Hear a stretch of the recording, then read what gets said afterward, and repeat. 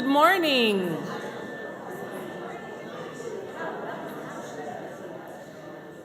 Welcome to the Boise Unitarian Universalist Fellowship. We are a spiritually diverse, justice-seeking religious community proclaiming the power of love at the core of our living tradition. Love of neighbor, love for ourselves, love for our planet. Whoever you are and wherever you are on your spiritual journey, you are welcome here. Whatever faiths you have known, if any, whatever doubts you carry, you are welcome here. Whomever you love, however you identify, you are welcome here. Everyone is welcome here. I am the Reverend Sara LaWall. I use she, her pronouns, and I am really honored to be serving as your minister of this beloved community. I'm joined this morning by Sabin, who is serving as our celebrant. Let's take a moment to greet each other. First, our Zoom family worshiping online. Let's turn around and wave to our cameras and welcome them into our space. Good morning, friends. Good morning, Carol and Blaine and Anne-Marie. Hello. Good morning, friends out there. Good morning, Bob. Good morning, Miriam and Lisa and Kathy and Scott. It's so good to see all of your faces. Thank you for joining us online. Thank you for reminding us that we worship together as one beloved community beyond the walls of this fellowship. And for our friends in person, let's take a moment to greet each other. Turn to your neighbors, seek out someone you don't know very well, and introduce yourselves.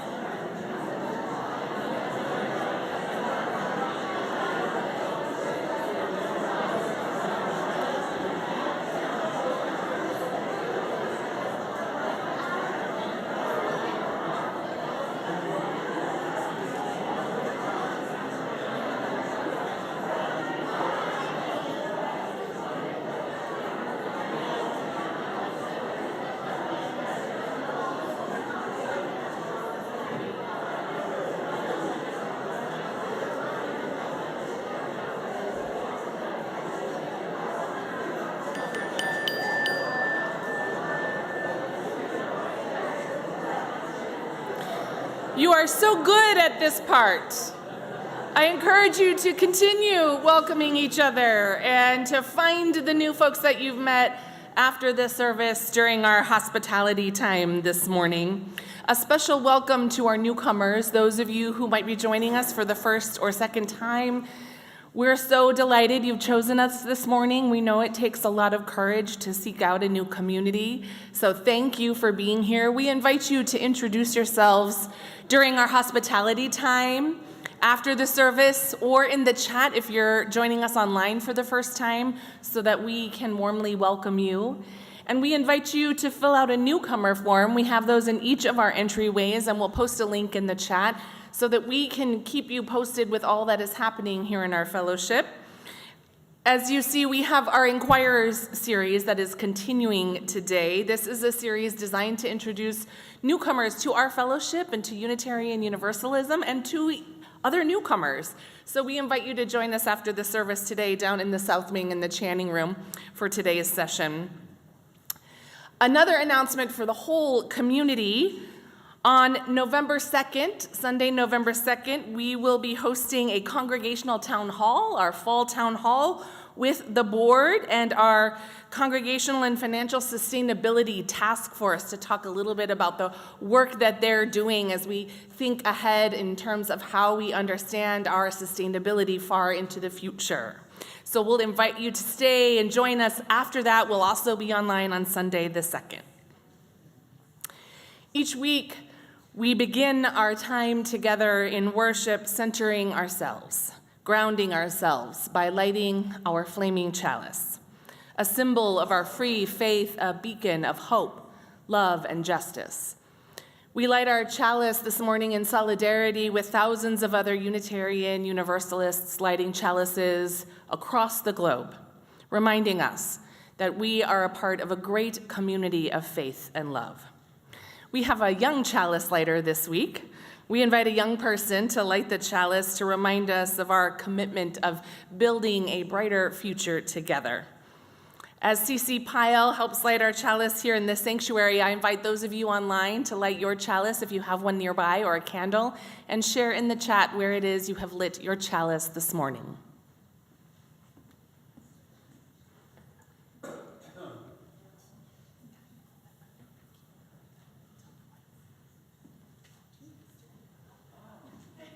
Hold on. We need a stool. Kathy Carmen, are you able to bring us the stool that's sitting there in the nursery? Thanks. We didn't rehearse this part clearly. But look, voila.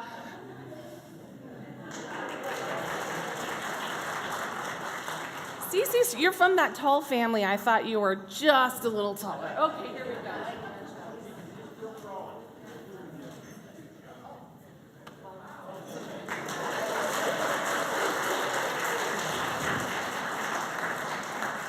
Thank you, Cece. Thank you, nursery. Kathy, it takes a village to light the chalice. I invite us to rise, embody your spirit, and join together in singing our gathering hymn this morning. This is our hymn of the month, Carry Me, by David Burrows. You can see the music on the handout that was on your chair, and words will be on our screens.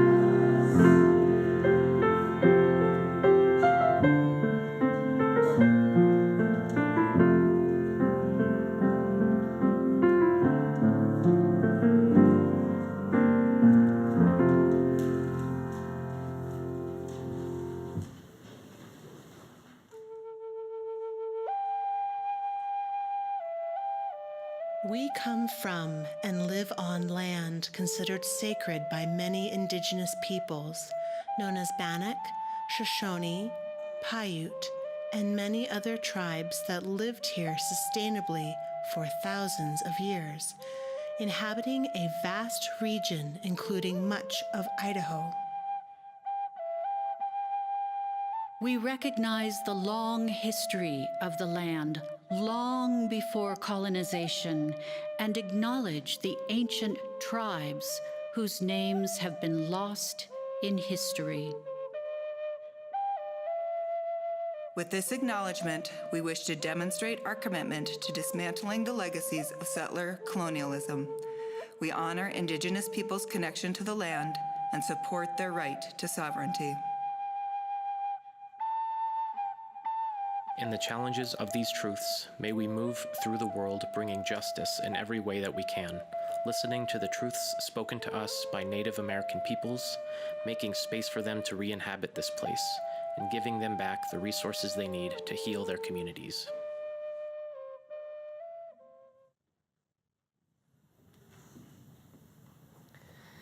Our spiritual theme for the month of October is cultivating compassion. Today, our service explores how boundaries and self-compassion are essential practices to allow our compassion and care to be sustainable, courageous, and life-giving. As we enter into this time of worship together, let us all take a breath together.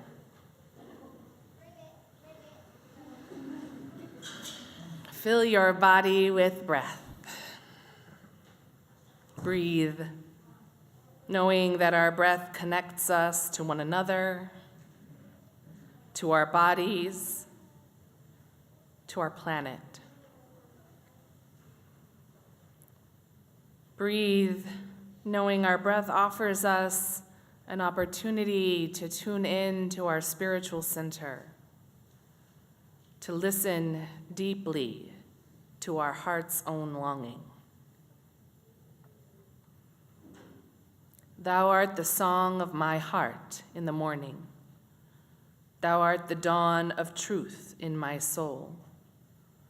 Thou art the dew of the roses adorning. Thou art the woven whole. Thine is the grace to be steadfast in danger. Thine is a peace that none can destroy. Thine is the face of the need-riven stranger. Thine are the wings of joy. Thou art the deep, to the deep in me calling. Thou art a lamp where my feet shall tread.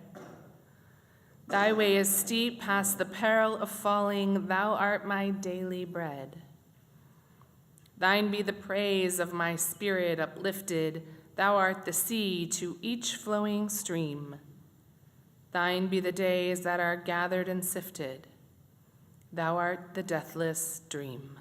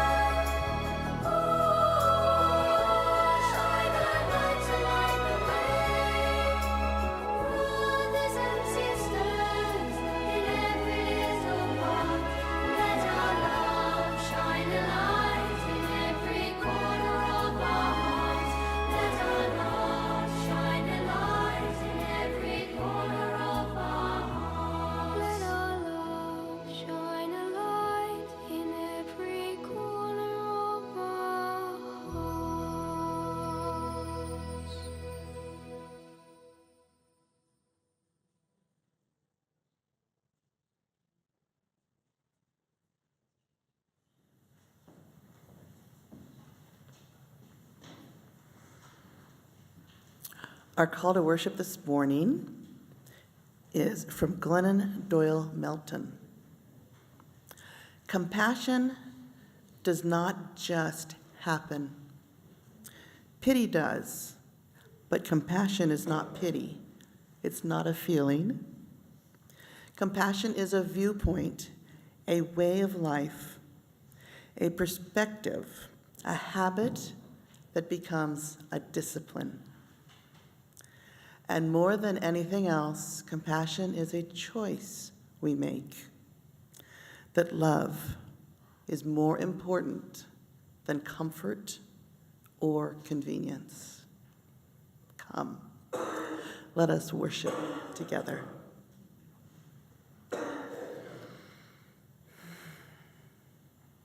With our promise of building beloved community, we celebrate our commitments to being a multi-generational community, a community of generosity, and a community of care and connection. In that spirit, I'd like to invite our children up for our time for all ages. Over here.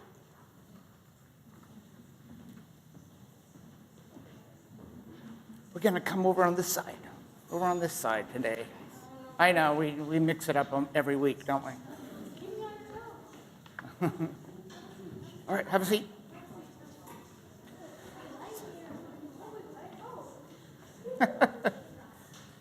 All right, my friends. Hello. Yeah. Okay. You know this already, huh? Who has seen the cover of this book? It's a very famous book. Who knows the name of this book? Say it. The Giving Tree. The Giving Tree. It's a very famous book. Probably a lot of people here have heard of The Giving Tree. Okay. So we're going to start by sharing a little bit about this story. It's about a boy and a tree that grow up together. But today there's going to be a little bit of a twist. A twist in the story. I know. Okay. All right. So here's a little overview of the book. So there was a tree, and the tree loved the boy. And the boy played on her branches, ate her apples, rested in her shade, built a swing.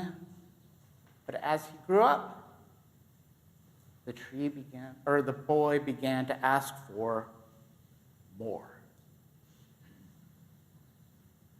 The boy asked, he said, I need some money.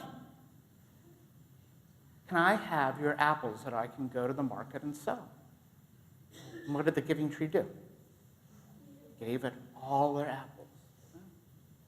And later he said, I need to buy a house or make a house. Can I have your branches? And she gave all of her branches. And finally he says, I want to go off and explore the world. Can I have your trunk so I can build a canoe? And she gave the trunk. And later, when the boy was an older man, he came back, and all that was left was a stump. And the tree had nothing left to give. So now we're going to retell the story with a twist. With a twist. This is called The Giving Tree with boundaries. So, yeah.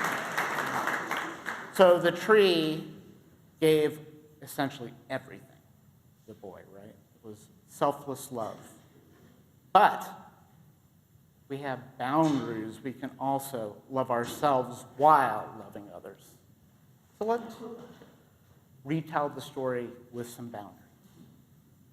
So once there was a tree, and she loved the little boy, and as the tree grew, he came to the tree and said, Tree, I want to make some money.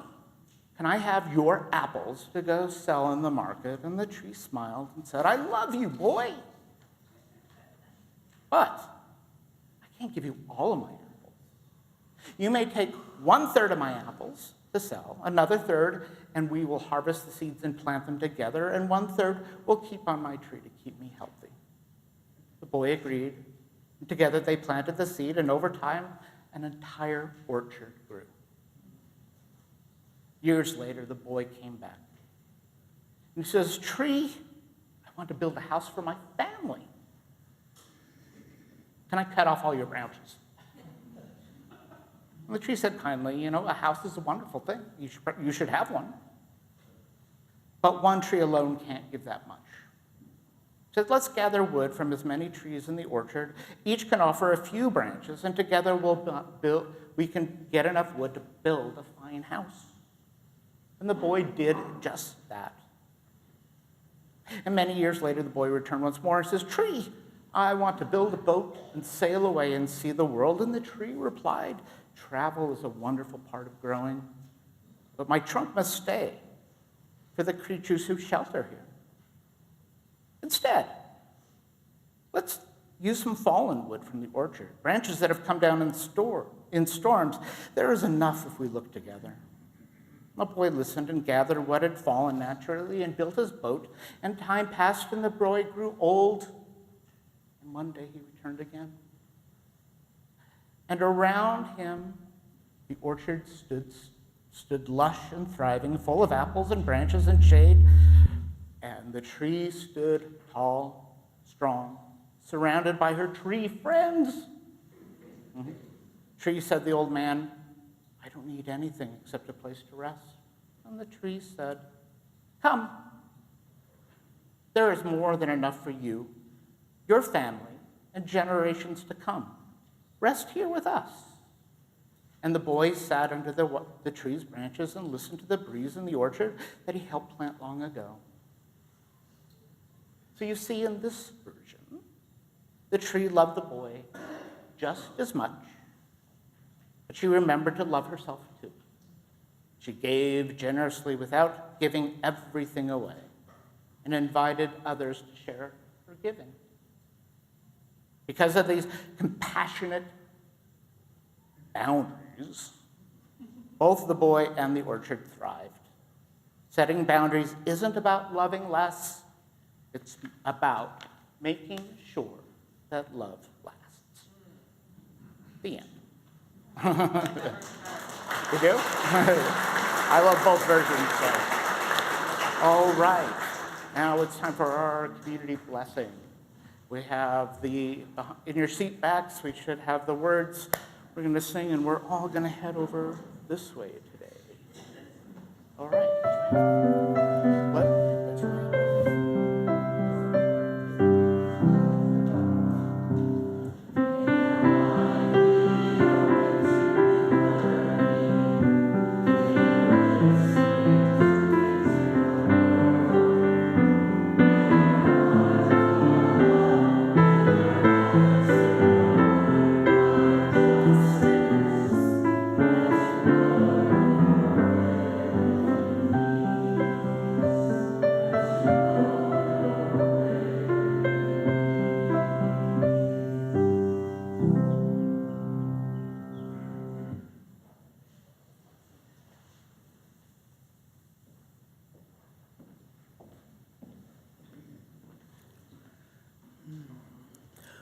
When we give, we say yes to the natural cycle of abundance in our lives, and we say yes to beloved community, to building beloved communities within and beyond our walls.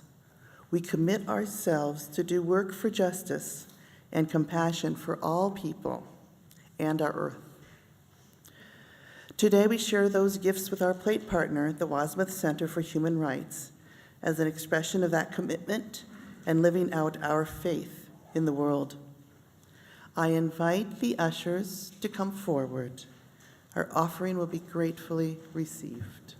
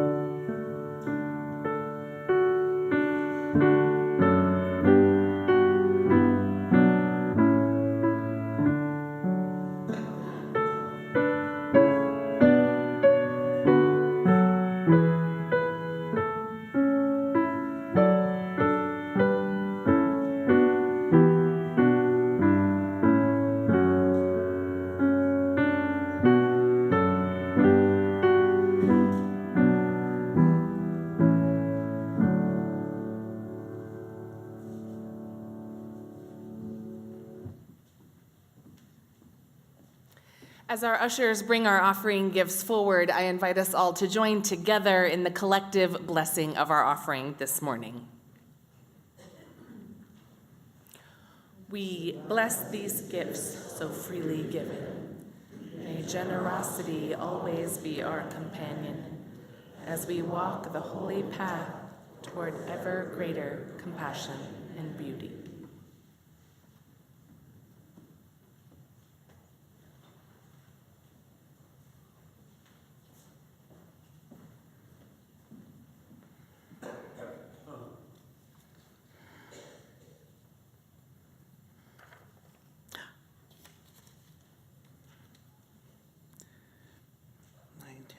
Okay.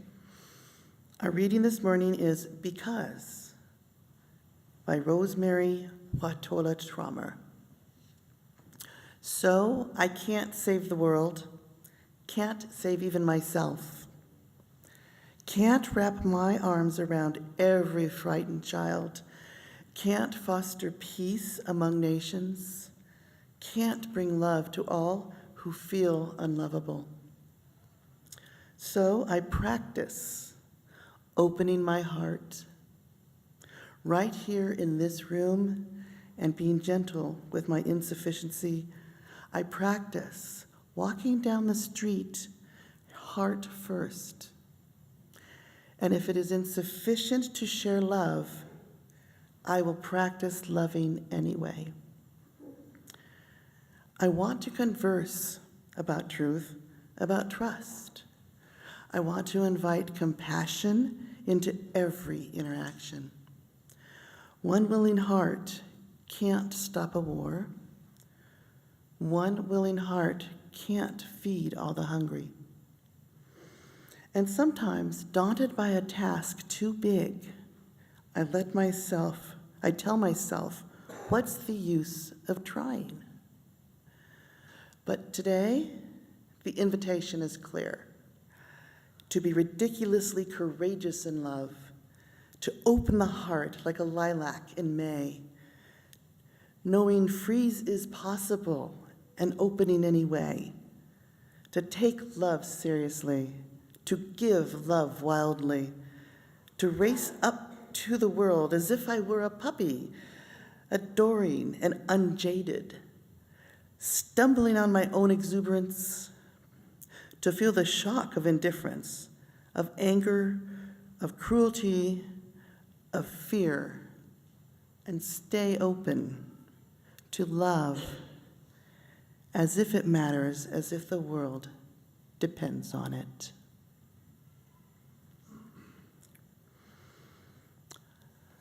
Let us join together in our hymn for reflection.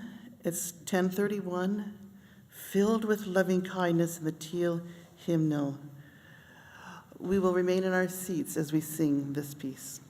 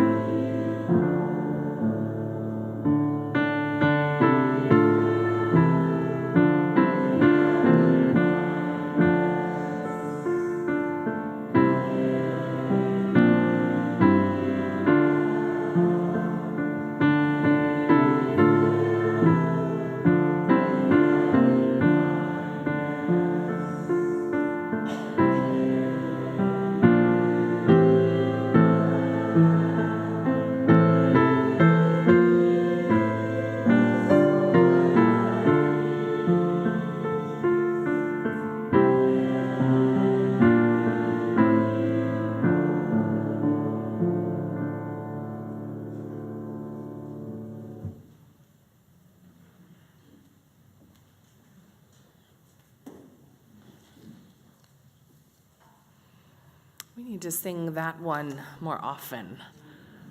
This loving kindness meditation, meta meditation that we just enjoyed and sung in singable form. This meditation is thought to have originated in ancient India. Loving kindness, along with compassion and equanimity, are found in the early Upanishads of Hinduism.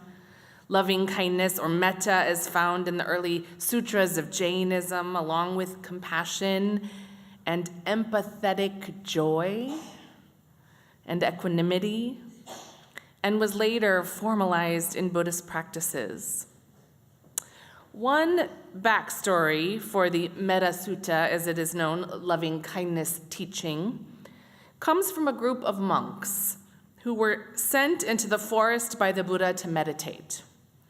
But they were frightened by the earth devas, nature spirits, who were a little overactive, and they came back to the Buddha for advice.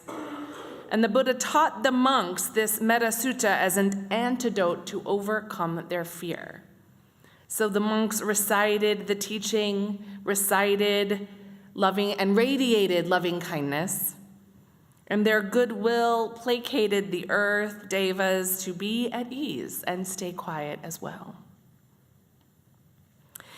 In Theravada Buddhism, a collection of scriptures, or the Pali Canon as it is known, my goodness, metta is one of the 4 divine virtues recommended for cultivating harmony and concentration. It is one of the 10 perfections that facilitates the attainment of enlightening or awakening.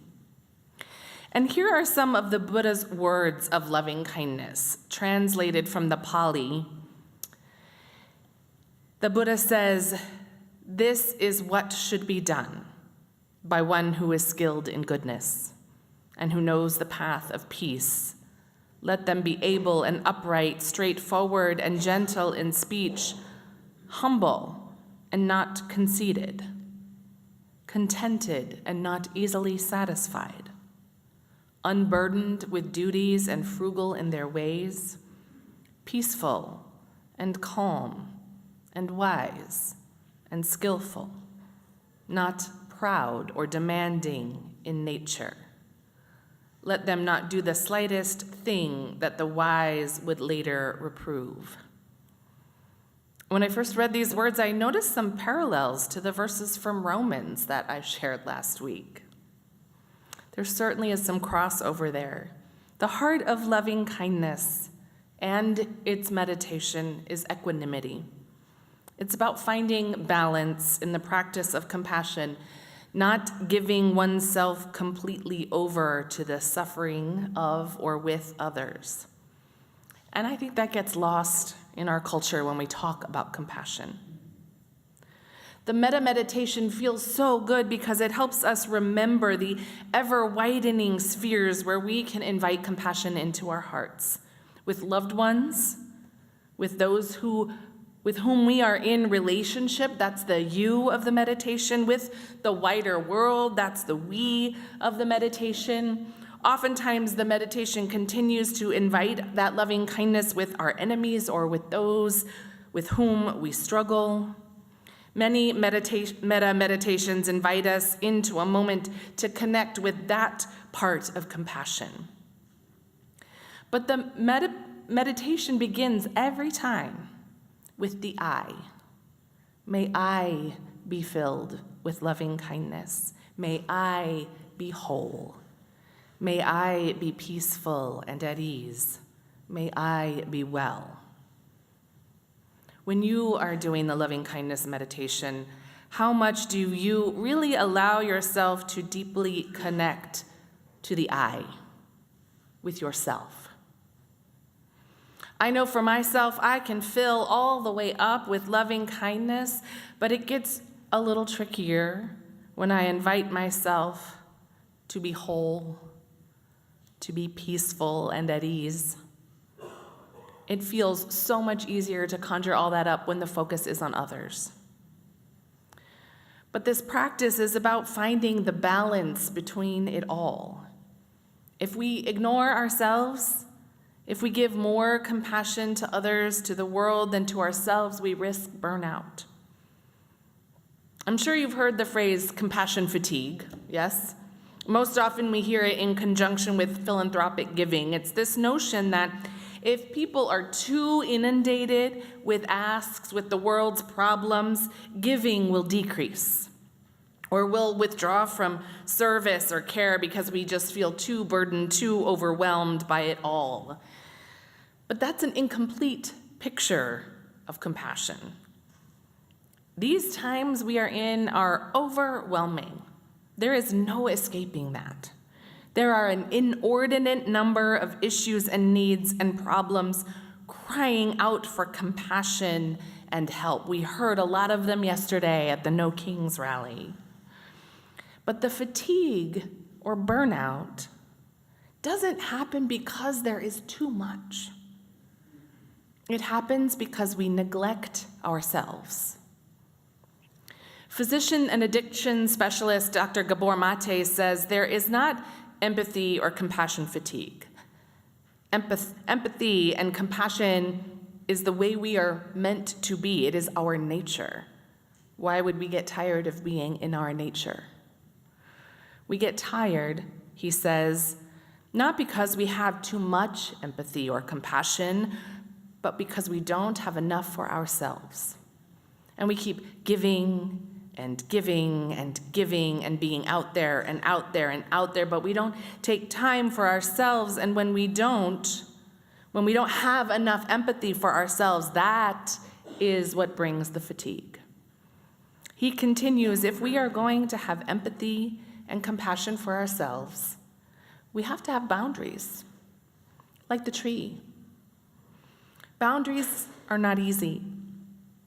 Our culture too often teaches us, and especially conditions women with these messages, that we need to be self-sacrificing and pleasing to others, that we need to put the needs of others ahead of our own, much like the original story of the giving tree, that we should be more accommodating and that saying no or holding our boundaries makes us a bad person.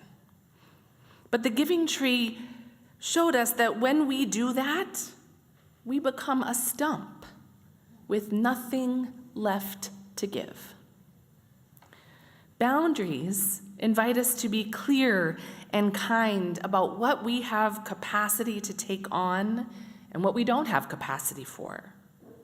Healthy boundaries invite us to ask the helpful question, what is mine to do? And when we set loving, healthy boundaries, we may well nurture more growth. I love the boundaried giving tree who says, well, if I divide up my apples and we plant the seeds, an orchard will grow. When we engage in clarifying our own boundaries with self-compassion, we're better able to hear the courageous call of our own heart leading us toward the yes. That yes that ignites something within us or helps us get in touch with that sense of peaceful ease in any given situation. Buddhist teacher Jack Kornfeld shares that compassion is not foolish. It doesn't just go along with what others want so they don't feel bad. There is a yes in compassion, and there is also a no, said with the same courage of heart. No to abuse, no to racism, no to violence, both personal and worldwide. He goes on to say the no is said not out of hate, but out of an unwavering care. Buddhists call this the fierce sword of compassion. It is the powerful no of leaving a destructive family, the agonizing no of allowing an addict to experience the consequences of his acts. Without healthy boundaries, we can get so easily enmeshed in or overly concerned about a situation that we begin to think it is our responsibility to fix the situation. Or we begin to think it is our responsibility to save the person. to dig them out of wherever it is they have found themselves, or we inadvertently enable them, shielding them from the natural outcomes of their behavior. But none of that is true compassion. Because true compassion isn't about fixing or saving or advising or problem solving. True compassion is about journeying with, suffering with. And the best way to get there is by cultivating the practice of presence. And that can look like creating a safe container that allows another to share deeply and express their own emotions. A space of deep listening that allows people to hear their own inner wisdom while being witnessed or held in care by a compassionate companion. So rarely do we have spaces where we feel held and safe enough to express what is truly in our hearts and trust that it will be received without judgment, without explanation, without anyone trying to make us feel better or problem solve, but rather with a deep, open-hearted honoring of our truth. And being the one offering that deep listening and compassionate presence takes great skill and a lot of practice. Even the most skilled teachers will say that they always have to practice, and they often fall short. It doesn't come naturally to us. It requires us to nurture our own self-compassion so that we can show up with an open-heartedness, with that peacefulness and loving kindness, so that the other can see it in our eyes and feel it in our presence and know they can receive it too. If you have ever experienced that kind of listening and compassionate presence, you know what a gift it is. You know how it can have a great power to calm and heal, and to hear something in your own wisdom that you have not yet heard before. Often when we are in spaces of that kind of compassion, we experience some helpful nervous system regulation. And it happens for all parties involved. That kind of compassionate presence is contagious, and it can be a great source of co-regulation. And just as Jack Kornfeld describes in his teaching on the fierce sword of compassion, compassionate presence can also look like accompaniment with those on the margins, attending court hearings, or being a physical presence for someone going through a legal name change. It can look like offering communion and praying outside an ICE detention facility in the face of retaliation with tear gas and pepper bullets. None of that, however, is truly effective without giving as much compassion and care to ourselves. I learned this early in my ministry. Anytime I had a pastoral visit with someone in crisis or someone facing death, I would find myself so drained after it was over, especially at the end of the day, and sometimes that exhaustion would leak out in unskillful and reactive ways. Often at home with my family, but I have no doubt some of you have been on the other end of that experience. And the conditioning in our culture that reminds me that I should be proactive and productive and accomplish as much as possible in a day meant that I was scheduling back-to-back meetings and not allowing myself enough transition time to process and reflect and practice self-compassion. Now, I wish I could say I just learned this all on my own through self-discovery, but actually this learning came thanks to the help of great teachers, therapists, and spiritual directors who had to point it out to me and remind me over and over again about the importance of carving out time for self-compassion, setting boundaries with myself, and not just with some quick inner mantra, but a deep spiritual practice. It doesn't work if you're just like, I'm compassionate now, self. I love you, self. On to the next meeting. So I began scheduling more transition time that included time to sit outside or take a quick walk, or on big days to have a little lie down in my office. Sometimes it looks like reading poetry for 15 minutes or playing soft meditated music. The same is true when we engage in big actions of justice and accompaniment at rallies, or when we're standing on a street corner or serving in some big way. Often those moments can be very draining, and we need to take that time to replenish ourselves so that we can continue to offer presence. And sometimes the most helpful practice is that metta meditation, with perhaps a bit more emphasis on the I, so that the you and the we feel in balance, so that we can stay open and be ridiculously courageous in love, so we can take love seriously and give love wildly as if it matters, as if the world depends on it. So I invite you with me for a moment to just hear yourself. Say with me, may I be filled with loving kindness. May I be whole. May I be peaceful and at ease. May I be well. May it be so. Amen.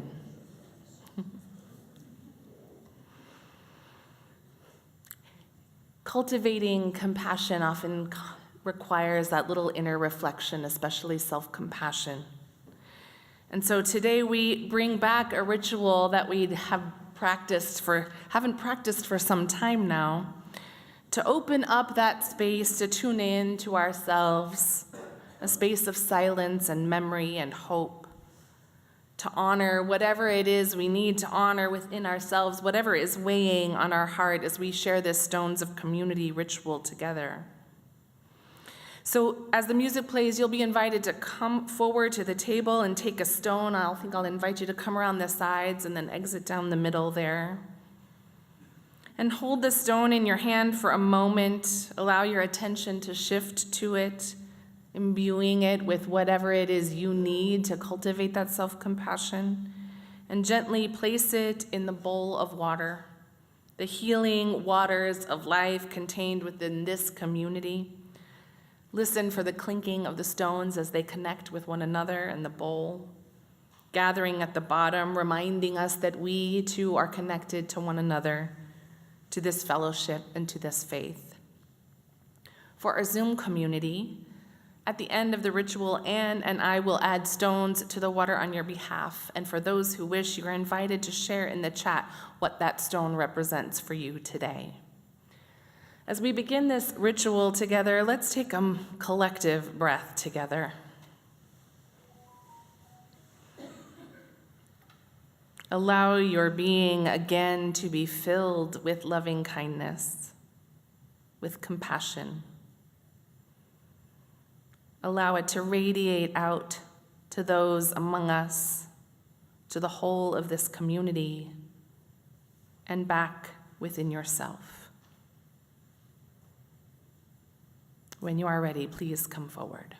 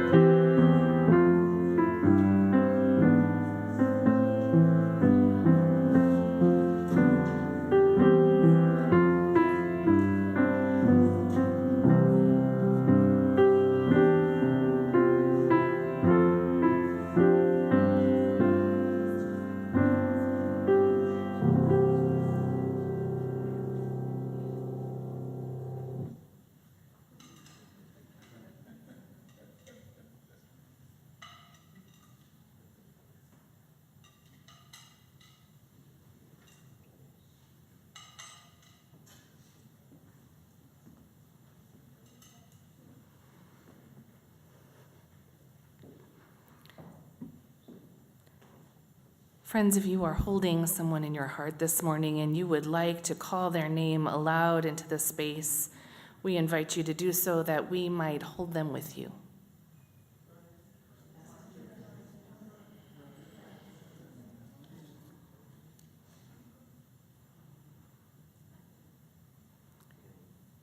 May the arms of this community hold all our joys and sorrows, those named and those that remain silent and close to our hearts. May we feel the loving kindness floating around us, coming from within our own being and from all those around us, with a warmth to celebrate our joys and a gentleness to soothe our aching hearts. And in that place where joy and heartache are woven together, may we be vessels of comfort and compassion. May we be vessels of hope and healing. May we be vessels of peace and justice. May love prevail. In the name of all that is holy, we pray. Amen. I invite us all to rise in body or spirit and sing together our closing hymn, Wake Now My Senses, hymn 298 in the gray hymnal, and words also on our screen.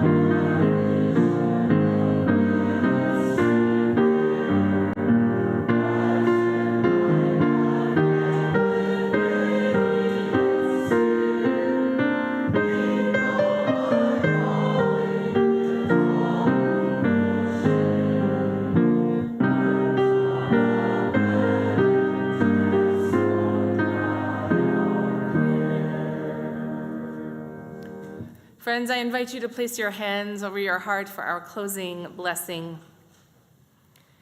Because we cannot save the world, let us practice opening our hearts, letting love shine its light, inviting compassion and care tenderness, and heartbreak, filling us with loving kindness for ourselves as much as another, waking our senses that we might find wholeness, healing, and transformation. Blessed are we all. Go in peace.